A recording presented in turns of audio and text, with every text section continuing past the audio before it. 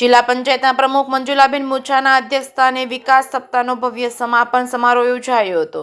વિકાસ સપ્તાહ દરમિયાન જિલ્લાના 6.29 કરોડના 146 કામોનું ખાતમુહૂર્ત અને 42.83 કરોડના 2130 કામોનું લોકાર્પણ કરાયું હતું। જનસુખાકારીને લક્ષ્યમાં રાખી વિકાસ સપ્તાહ થકી અનેક પ્રકલ્પો નાગરિકોને સમર્પિત કરાયા હતા। જિલ્લા પંચાયતના પ્રમુખ મંજુલાબેન મુછારે જણાવ્યું હતું, વડાપ્રધાન નરેન્દ્ર મોદીની આગેવાનીમાં સુશાસનના 24 વર્ષ પૂર્ણ થવાના ઉપલક્ષ્યમાં યોજેલી વિકાસ સપ્તાહની ઉજવણી અંતર્ગત નાગરિક પ્રથમના અભિગમ સાથે લોકાભિમુખ અને સક્રિય શાસનના પગલાંના ભાગરૂપે નાગરિકોને અનેકવિધ પ્રકલ્પોની ભેટ મળી છે।